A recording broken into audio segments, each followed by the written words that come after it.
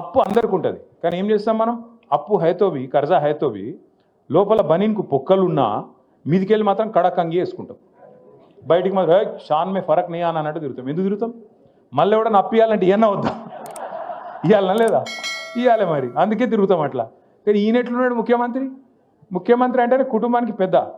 ఈయననే తెల్లారి మార్కెట్లో పడి నా రాష్ట్రం దివాలా తీసింది, నా రాష్ట్రం సగనాకిపోయింది, నా రాష్ట్రం మొత్తం ఎయిడ్స్ పేషెంట్ అయిపోయింది, నా రాష్ట్రం క్యాన్సర్ పేషెంట్ అయిపోయింది, నేను ఢిల్లీకి పోతే నాకు ఎవడు అపాయింట్మెంట్ ఇస్తలేడు, నాకు అపాయింట్మెంట్ ఇస్తే చెప్పులు ఎత్తుకపోతాడేమో అని భయపడుతుర్రు, ఇట్లా మాట్లాడతాడు ఎవడన్నా ముఖ్యమంత్రి? గీననట మన జూబ్లీహిల్స్ని ఉద్ధరిస్తారట, హైదరాబాద్ను ఉద్ధరిస్తారట. మీరు ఆలోచన చేయండి. గిసోటి ముఖ్యమంత్రిని ఏమన్నా చూసినామా?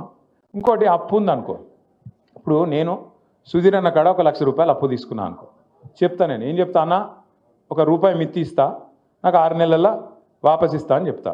ఏదో వెళ్ళలేదు నాకు. సుధీర్ అన్న ఫోన్ చేస్తున్నాడు 6 నెలల తర్వాత, ఏమైనా భయ్ ఇస్తలేవు అని.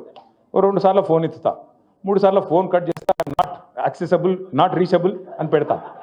పెట్టినాక ఓ రోజు సుధీర్ అన్న వచ్చి పట్టుకుంటాడు, అరే దొరుకుతలేవు ఏం సంగతి రాబాయ్ అని పట్టుకుంటాడు. పట్టుకున్నాక ఏం చేయాలి నేను? అరే కాదన్న దండం పెడతాను, ఏమనుకోక జర వెళ్తలేదు, ఇంకో నెలాగి ఇస్తా అని చెప్తాను. కానీ ఈ ముఖ్యమంత్రి ఎట్లున్నాడు తెలుసా? ఎలక్షన్ల ముందు వాగ్దానాలు చేసినావు కదా, అడ్డమైన వాగ్దానాలు ఇచ్చినావు కదా, మరి ఏమాయబాయి నిలబెట్టుకుంటలేవు అని మేము అడిగితే ఏమంటుండు తెలుసా? ఏం చేస్తారు నన్ను కోసుక తింటారా? కోసుక తిని నీకు నువ్వేమన్నా సేపువా మామిడికాయవా? ఎవడు కోసుక తింటాడు? ఏం కోసుక తింటాడు? అంటే గంత ఇట్లాంటి మాటలు మాట్లాడే ముఖ్యమంత్రి నా జీవితంలో అయితే నేను చూడలేదు. పెద్ద పెద్ద వాళ్ళని చూసినాం, మంచి మంచి వాళ్ళని చూసినాం, ఇసొంటోని ఎప్పుడు చూడలే. మరి ఇసొంటోని చేయలేగాళ్ళందరూ వచ్చి వెంగళరావు నగర్ చుట్టుముట్టి మేము ఉద్ధరిస్తాం, మేము ఇది చేస్తాం అంటే అసలుడే సక్కగలేడు. మీరేం చెప్తారు నాకు అర్థం కాదు. తుమ్మల నాగేశ్వరరావు ఏం చెప్తాడు, పొన్నం ప్రభాకర్ ఏం చెప్తాడు, వివేక్ ఏం చెప్తాడు, వాళ్ళతో ఏమవుతుంది? ఊదుగాలది పీరి లేవది, ఏది కూడా జరగదు. ఎలక్షన్ తెల్లారి ఒక్కడు కూడా పత్తు ఉండడు.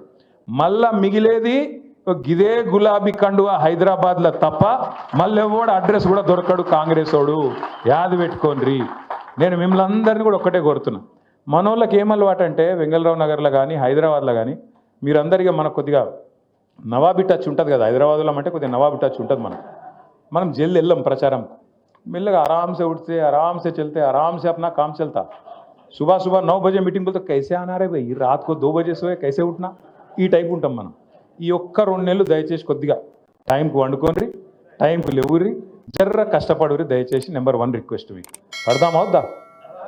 ఆ పొజిషన్లు ఉన్నాం కాబట్టి మళ్ళీ పొజిషన్లకు రావాలంటే లగాయించి పని చేస్తేనే అవుతుంది తప్ప మనం డైలాగులతో కాదు.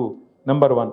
నెంబర్ 2, మరి గోపీనాథ్ ఉండే పెద్ద దిక్కు, మీ అందరికి అండగా ఉండే, మరి అన్నవాయే కదా ఎట్లా, గోపన్న లేడు కదా ఎట్లా అనే బాధ మీకు ఉండొచ్చు. మీ అందరికి నేను మాటిస్తున్నా, ఒక్క గోపన్న లేడు కానీ గింత పెద్ద కుటుంబం మీకున్నది. నేనున్నా, విష్ణన్ ఉన్నాడు, సుధీర్ అని ఉన్నాడు, భాస్కర్ అని ఉన్నాడు, సోయల్ భాయ్ ఉన్నాడు, సునీతమ్మ ఉన్నది, దేదీప్యం ఉన్నది. ఇంతమందిని కూడా మీరు ఏ అర్ధరాత్రి పిలిచినా మీ కాడికి వచ్చే బాధ్యత మాది. తప్పకుండా మిమ్మల్ని కాపాడుకునే బాధ్యత మాది. పెడతారు, కేసులు పెడతారు, బెదిరిస్తారు, ఇదంటారు అదంటారు. మీరు చూస్తూనే ఉన్నారు కదా నా వెంబడి ఎట్లా పడ్డారు. కేటీఆర్ని ఇలా జైల్లో పెడతారు అని ఒకడు అంటాడు. బాంబులు వెళ్తూనే ఉన్నాయి దసరాకు అని ఒకడు, దీపావళికి అంటాడు ఒకడు.